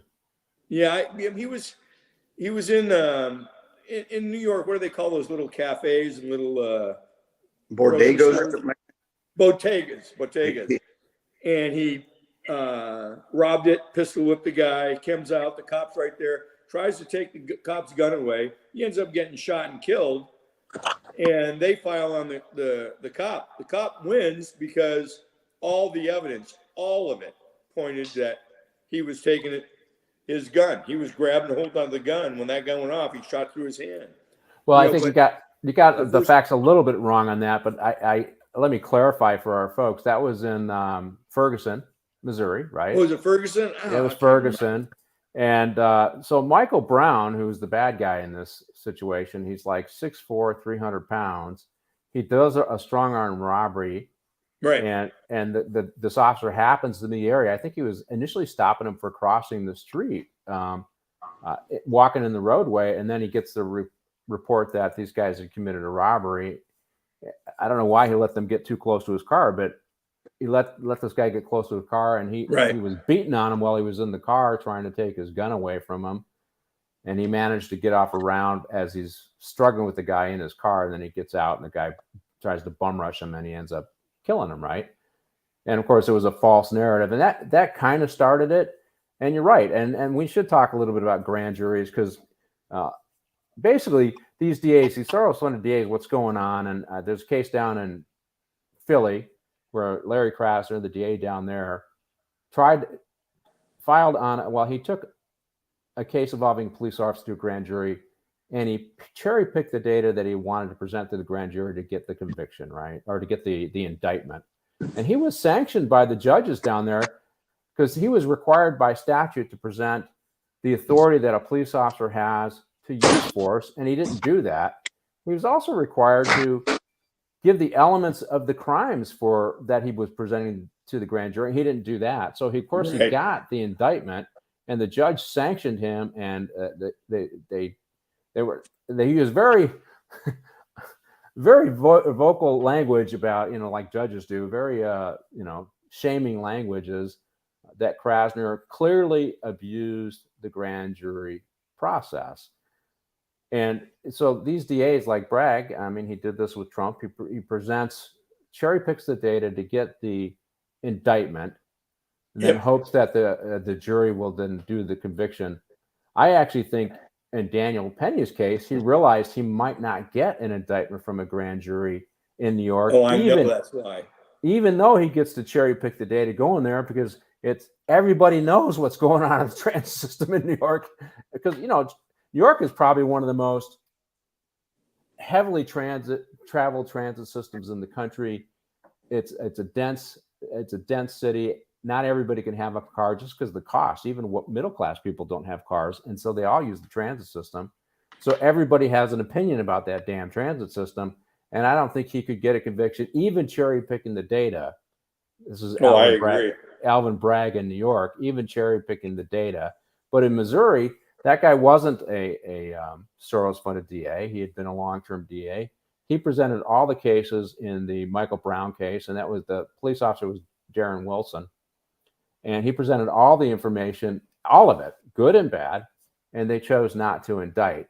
And then which is unusual, he then released all the information for the public to see, because the AFCO said, well, if you were a good DA, you'd have got him indicted. What that meant from the activist standpoint, and you see this in New York, if you lie, you can get them indicted, which is what we want. If you violate your oath, you violate the Constitution, you can get them indicted, because our form of justice is 12 people get to decide, not you.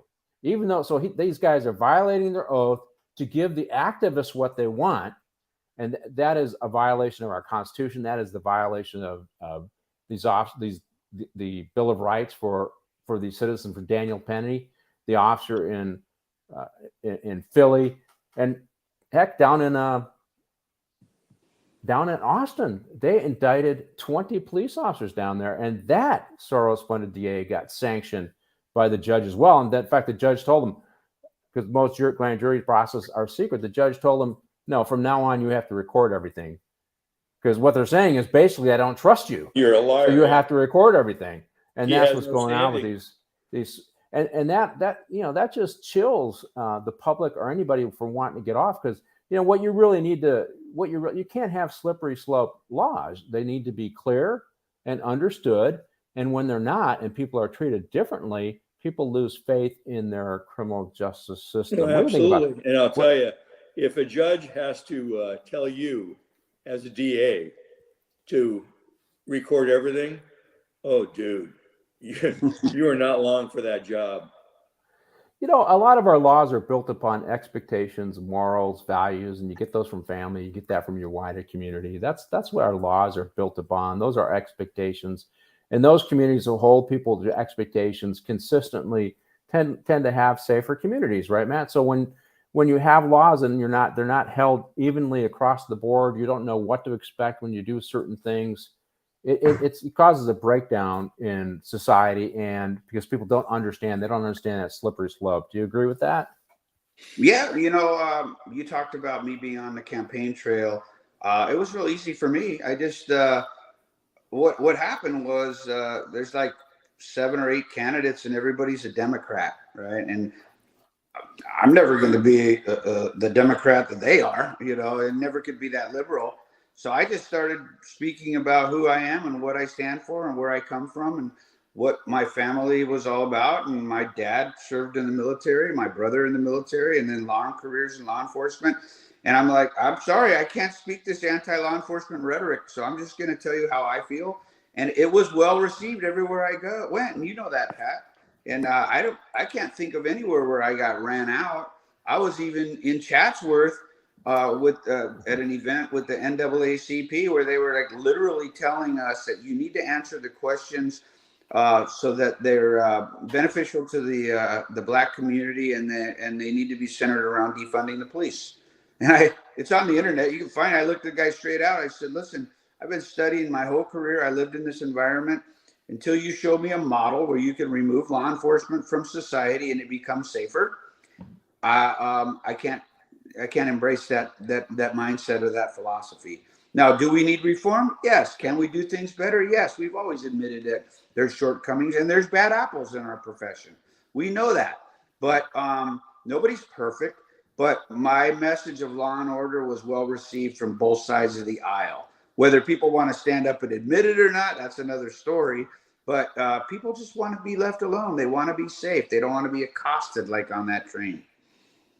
I remember giving a short speech at one of your fundraisers or one of your events, and I talked about the fear that people have wearing their diamond rings and driving their BMWs, and you got some positive feedback. I think that helped shape your message moving forward, and we need to support politicians do that. What do you think? I thought it was hilarious when the LA Times, I talked about this, they were aghast that I wanted to give people concealed weapons. And it was fun.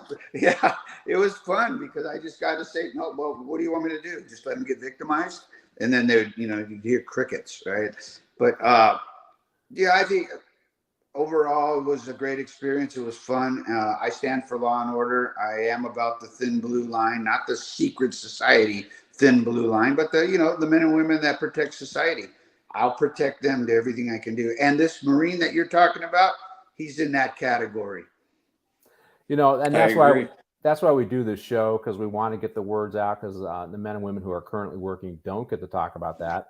But Johnny, when I talk about values and community, that also means faith, right? And we've seen society move away from faith. It's been vilified to a great degree. But you look at faithful communities and people who adhere to their cultural norms. That's where it's safer. I mean, I read a guy named Thomas Sowell, and he talks about the Black community in the 50s, and they were much tighter, focused on faith, focused on family, and crime was much lower, even though there was greater poverty in the Black community. So I think faith and family are the biggest keys to a safe society. What do you think? Well, I agree. If you look at the statistics too, prior to 1965 and the Greater Society from Lyndon Johnson, the Black community have the strongest faith-based and family-based conclave in the United States. There were two-person families from 76 to 95%, depending on what study you look at. Today, it's under 21% that have two family members, two adults in the home. It's always single family, and that was done on purpose because, and that's a political thing for another day that I could tell you about. But they were faith-based, they still are, and they had the nuclear family that they loved. And BLM, if you look at and they took it down eventually, but on their review on their profile online was they were Marxist and they were anti-nuclear family. What's that tell you? So faith-based, and now you see these videos that have come out and recordings and letters and emails between the FBI and the DOJ and everything else. They're targeting Christian groups with the SPLC, the Southern Poverty Leadership Conference, which I hate to say I was a member of, 40 years ago when I was in charge of hate crimes on our department. But they have gone so far left, and now they're targeting Christian churches and Christian groups. If you mention being a Christian or Catholic or whatever, or a conservative, you are the problem. No, sorry, but they've taken faith, they've taken family out of our society, and that's what's killing it. Go ahead, I'll say something real quick. It's interesting. In my campaign, I did not shy away from my faith in God, and that I said God, country, family, and service, or whatever the order was. But it's interesting because on Monday I met with my group of pastors that supported me. I had widespread support through the Hispanic pastor community, and they called me. I was out of town in Palm Springs visiting my sister, and I drove back to meet with them on Monday morning. And they want to get more involved with law enforcement, and particularly the sheriff's department, to create the clergy-based programs again. Huh? So I'm helping them to organize because they just created a 501c3. And I told them, don't go to the sheriff until you're ready with a real serious, organization, mission statement, and vision, and all that good stuff, strategic plan. But the first thing I said was, look, what's lacking here, because we were talking about society and school shootings, was God in the home. I said that's what's lacking. You got to bring God and faith back into the home when the children are young, so you could set that foundation between right and wrong, and even on a bigger scale, good versus evil. Guys said these school shootings has nothing to do with the assault rifle, has nothing to do with the 223 round or 5.56. It has to do with the evil person that's pulling the trigger, and they know what they're doing. Don't call them mentally ill. Like you said before, they're going there with malice aforethought to go there and kill as many people as they possibly can, because they have no conscience. They don't believe in God. They have no soul, because if they did believe in God, they wouldn't do that, because they would know there's a higher being that you need to be fearful of. And we all know that we're all God-fearing men, at least on this call. And that was my message to them, and that's where it started. Well, I want to call Daniel Pearl a Good Samaritan, because it does have a faith-based reference. There was a parable that I remember hearing as a kid where, somebody stops and helps somebody from a different tribe. I think I forget. The Samaritan. He was that was the name of his tribe. He helped somebody else, and they asked him, "Why'd you do that?" Because basically, it's the right thing to do. And on this train, you have a lot of different people from different backgrounds, and other than Bo Bridges, they don't really step up, right? They don't do that Good Samaritan thing. So when we talk about faith and lessons from faith, that's one of those lessons I remember as a kid. The Good Samaritan who helped somebody who was different than him because it was the right thing to do, which is what Daniel Pearl did here, right? So, I did want to bring up something else, and Daniel this is Penny. Daniel Penny, that this collective responsibility that we have, and that it's been thrust upon us by the liberal left, that everybody has a collective responsibility to meet the needs of these victims who are actually offenders. I, of course, disagree with that narrative. But one of the things that came out in the reporting, and I found this as I worked with people who want to reform the system, is they wanted to narrow law enforcement's responsibility. And I was at a meeting where we were talking about how to deal with the homeless in LA and what the sheriff's department missions would be, what probations would be, what health would be. And there was this big discussion that they didn't want to share certain information with us because they're afraid that we would use it to arrest the guy. And in this case, Jordan Neely was considered the top 50 serious concerns for the homeless advocates to meet the needs. They saw him. They knew in April that he was a danger himself and a danger to others. Yep, they knew he had to be dealt with. And I bet, and I put this out on Twitter today, I bet they did not say one word to the NYPD. Because when I was in a room arguing, hey, what's law enforcement's role? Because I was arguing for all of law enforcement in LA County. I said, hey, listen, we could be the on-ramp to treatment, but if you don't tell us what's going on, because we were evaluating how to deal with the top 5 and 10% people in LA County who are utilizing, homeless people who are utilizing services. And Jordan Neely would have been one of those cases. And they said, oh, well, we can't share information with you because of HIPAA.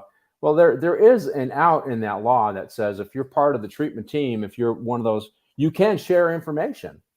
But they looked for the reason not to share with law enforcement. I bet you that happened in New York. I bet you they did not share this information.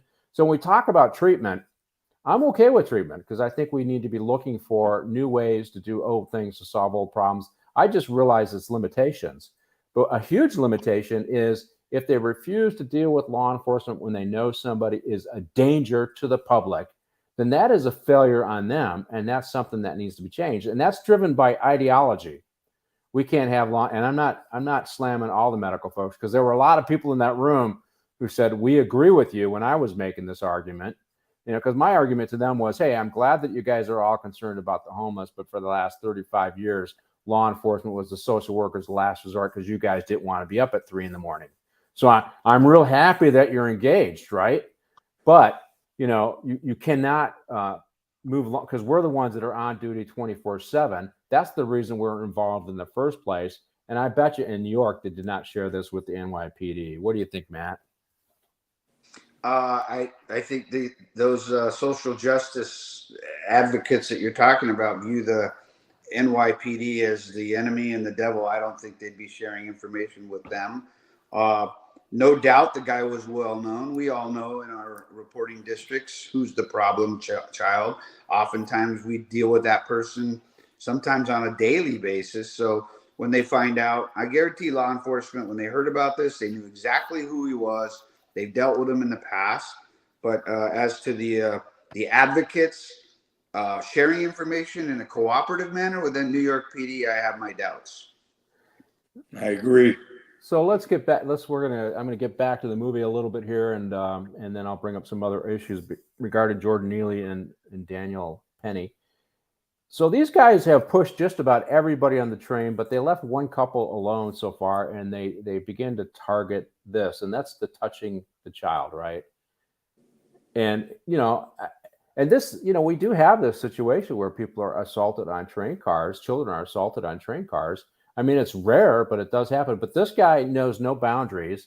And now suddenly you realize just how despicable he is because he wants to touch the kid and play with the kid and wake her up. And the parents, of course, are trying to fight him off. And God, I'm forgetting that actor's name now. John, help me out. It's Ed McMahon. Yeah. Right. Ed McMahon is playing the father, very young Ed McMahon playing the father, and he's trying to fight him off, slapping his hands away, as is the mother. And finally, Bo Bridges, Felix in this case, they give him an interesting name, Felix, right? Bo Bridges stands up and says, that touching the girl is gone too far. He's had enough. The soldier boy has had enough. He's gone too far, and he stands up to challenge this guy. But it also truly shows just how despicable these morons are. But that's what you get. How far do we let it go until our women are assaulted and our children are assaulted before we kind of stand up? And that's kind of how I saw this case. Finally, the worst possible thing could happen is happening, And one guy, you can see Bo's rocking back and forth in his seat. He wants to stand up. I was on a show and they asked me, you know, how long will it take before we turn around these Soros DAs? And I said, one victim at a time. Unfortunately, I was actually Tanya Owens was the co-host, you know, and I said, unfortunately, Tanya represents that victim. Her husband was murdered, right? It's going to take one victim at a time. And in this case, you see, finally, Bo has had enough victims, and here he is. He's I've had enough. That's enough. Shut up, knock it off and sit down kind of thing. You know, what do you think, John? I mean, people have to get to the point where their children are being targeted before they finally stand up? It just depends on the mindset. The Ed McMahon character to me is just lascivious. You know, hand the daughter over to your wife and then beat the hell out of that guy. Nobody touches my kids. Nobody. I don't care where I'm at. And if I'm not carrying, I'll still take them out. That's the bottom line. A guy that hides behind his little baby and he just holds on and swats his hands away, that's not being a man. That's being a coward. And that character was lascivious. It was just disgusting. You know, I don't expect the mom to fight.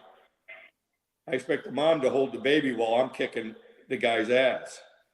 You know, and then you look at Bo Bridges, he steps up, but his partner, the other Army guy from New York, just sits there. Yeah. Just sits there while he's getting stabbed, and he beats the hell out of Tony Musante. But as soon as he does, then you see Martin Sheen, you know, that's reality. You know, Matt, I know you've had a situation where somebody broke into your house and to target your wife, and you stood up. You had to do what you had to do. And are we going to really wait until they actually start breaking into homes and targeting our families before we do something? I think the most egregious guy in this whole movie is the Puerto Rican or whatever he is soldier. He's got both his arms. He's trained. He's Italian, but go on. And he just, in fact, after his buddy Bo Bridges is stabbed, he turned to him and said, "Where were you?" Yeah, and, exactly. I think that was that was the most telling part of it all. And you know, and the guy grew up in New York, and he was used to this kind of behavior. And he's just like, "Hey, just look the other way. We're going to be off in a couple stops." And the Oklahoma guy, again, I said it before, this doesn't fly where I come from. And so there was so many subtleties in the movie that I really enjoyed that part.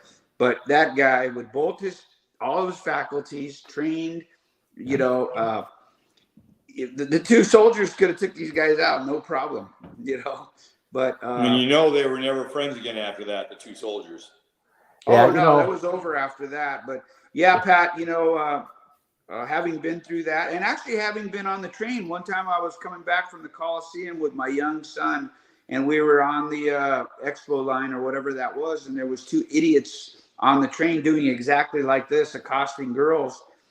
Fortunately, I had my phone. I was able to call, you know, the Rock, and when I got to the next stop, there was a contingency of deputies to handle these guys.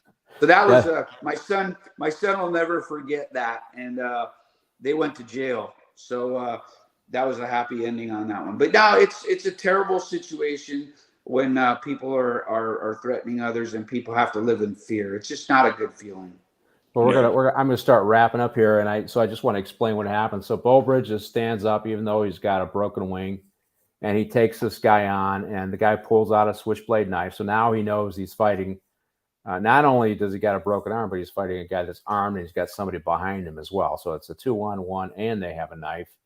And he gets stabbed initially, but he managed to overpower the guy, and he uses his cast to club the guy unconscious, which is awesome, you know. So I mean, he used all of his weapons, and then he turns around. He's going to take out Martin Sheen's character too. And of course, Martin Sheen, I mean, since he doesn't have the big bad guy with him, cowers in the corner, tries to get off, and he kicks him in the groin and knocks him down too. But I think the most important scene is the last scene with the soldier.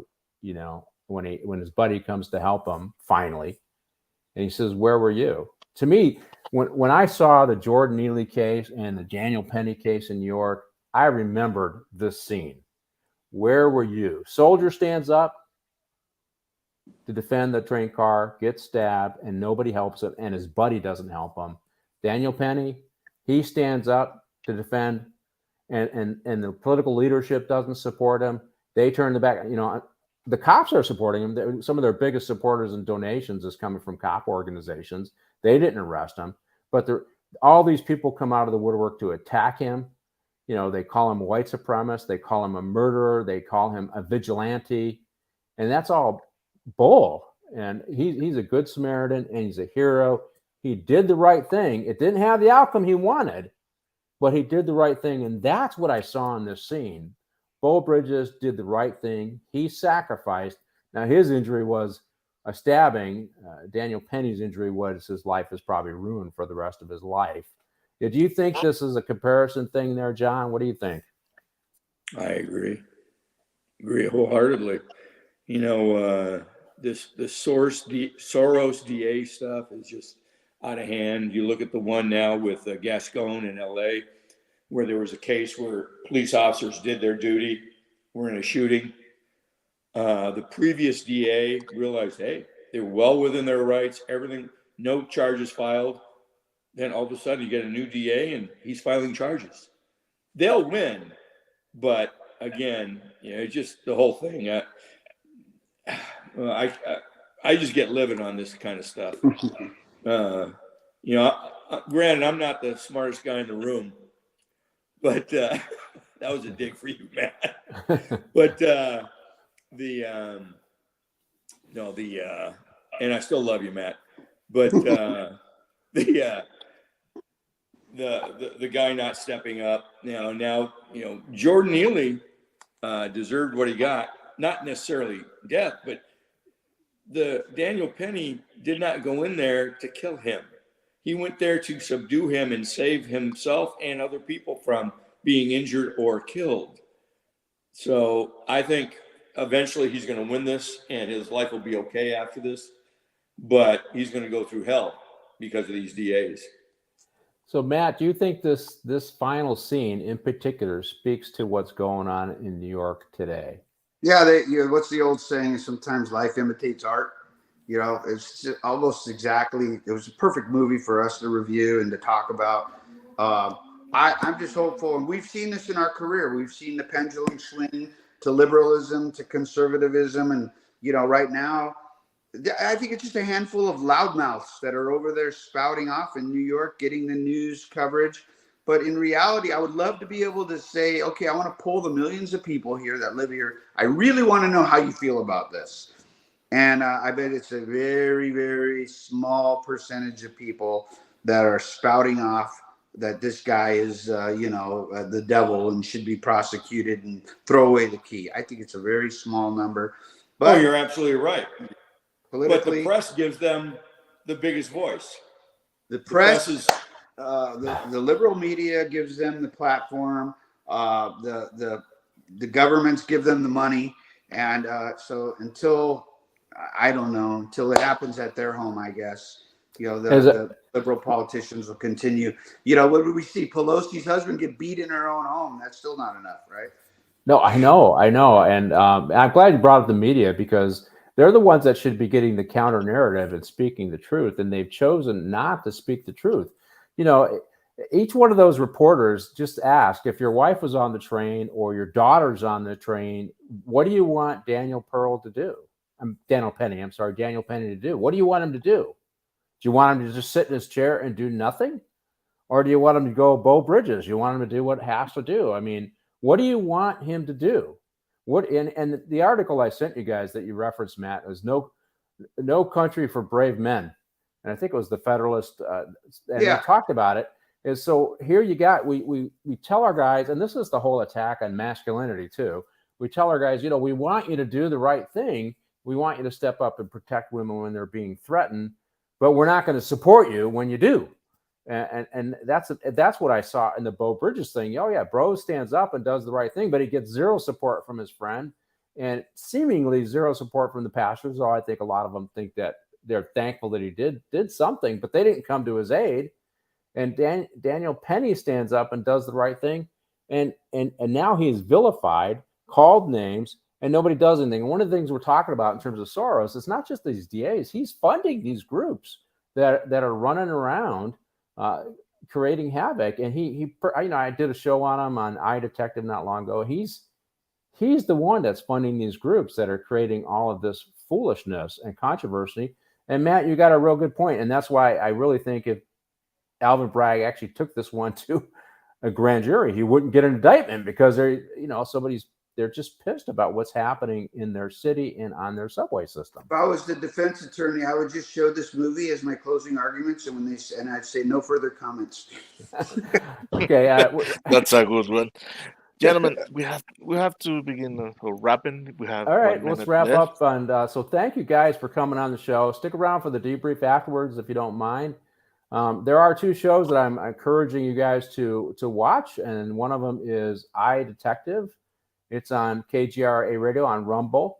And iDetective is by cops, for cops. It comes on at 3 o'clock Pacific Standard Time on Wednesdays.